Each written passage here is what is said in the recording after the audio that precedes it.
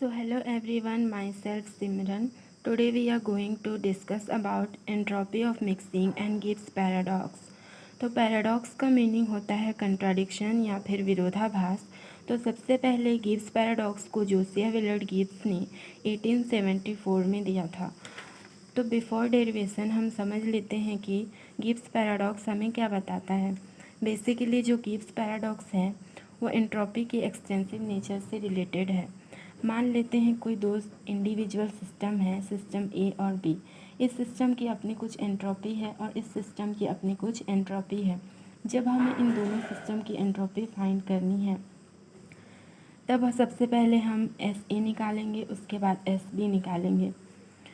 उसके बाद इन दोनों एंट्रोपीज़ को हम जब ऐड कर देते हैं तब हमें एंट्रोपी की कुछ वैल्यू मिलती है। उसके बाद जब हम इन दोनों अलग अलग इंडिविजुअल सिस्टम को कंबाइन कर देते हैं तब हमें कंबाइन सिस्टम की एंट्रोपी इन दोनों एंट्रोपीज़ के ऐड के बराबर मिलनी चाहिए, लेकिन हमें वह बराबर नहीं मिलती बल्कि कुछ एक्स्ट्रा टर्म हमें निकल कर आती है। इसी को हम गिब्स पैराडॉक्स कहते हैं।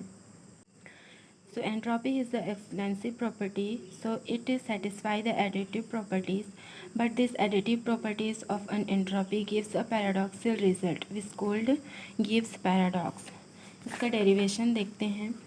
हम जानते हैं कि क्लासिकल एंट्रोपी का एक्सप्रेशन होता है S is equal to N K in bracket log V plus 3/2 log M plus 3/2 log T plus C.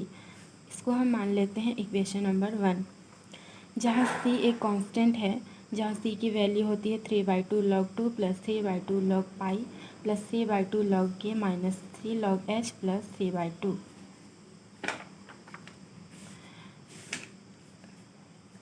Next, let us consider two system A and B having a same temperature T and partitions by barrier. हम दो system मान लेते हैं, system ए system B, और ये एक partition barrier से separated है। सिस्टम ए में जो नंबर ऑफ़ मॉलिक्यूल्स हैं वो एन ए है और सिस्टम ए की वॉल्यूम है वो वी ए है और number of molecules of each particle ये है एम ए और इस सिस्टम की जो एंट्रोपी है वो एस ए है और टेम्परेचर टी। इन दोनों सिस्टम की टेम्परेचर सेम है।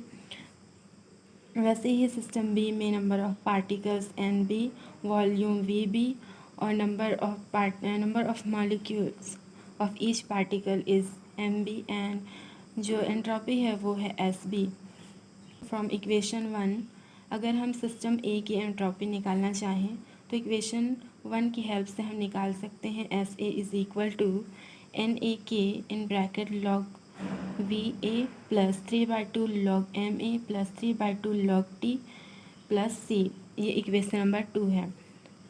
सेम सिस्टम बी के लिए हम एंट्रोपी निकाल लेते हैं S B is equal to N B के in bracket log V B plus 3/2 log M B plus 3/2 log T plus सी।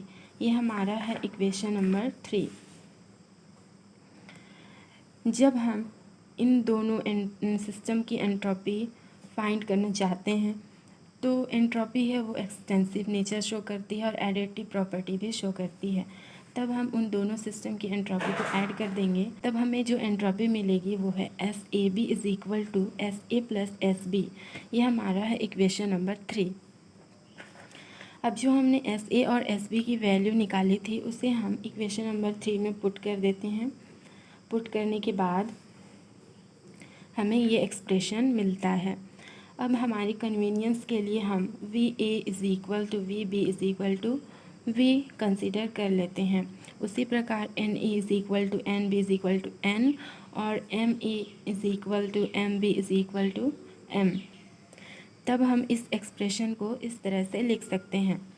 अब आप देख सकते हैं कि लॉग वी सारे टर्म दो दो बार हैं, तो इसको हम सॉल्व करके लिख सकते हैं S A B is equal to 2nk in bracket log V plus 3/2 log M plus 3/2 log T plus सी।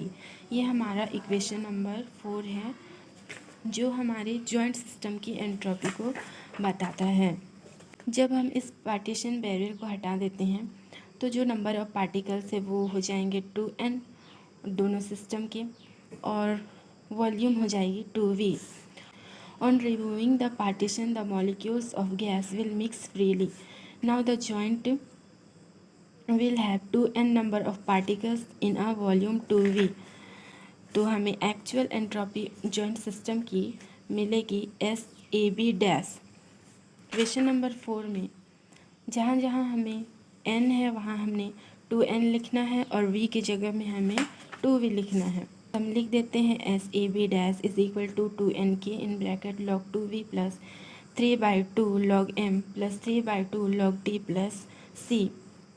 इसे सॉल्व करने के बाद हमें एंट्रोपी की जो वैल्यू मिलती है SAB dash is equal to SA plus SB plus 2n के log 2। ये हमें इक्वेशन नंबर 4 के बराबर नहीं मिलती, हमें कुछ एक्स्ट्रा टर्म मिलती है जो है 2n के log 2। तो हमें जो इक्वेशन नंबर 5 मिला है वो उसके बराबर होने चाहिए थी जो एंट्रोपी हमने निकाला था ऐड करने के बाद। मींस इक्वेशन नंबर 4 और 5 इक्वल होनी चाहिए थी, लेकिन आप देख सकते हैं कि ये इक्वल नहीं है, बल्कि कुछ एक्स्ट्रा टर्म निकल के आई हैं, वो है 2n के log 2। यही बताता है हमारा गिब्स पैराडॉक्स। और ये जो एडिशनल एंट्रोपी है इसी को हम कहते हैं एंट्रोपी ऑफ मिक्सिंग, और ये एंट्रोपी के इस बिहेवियर को हम कहते हैं गिब्स पैराडॉक्स। Thank you.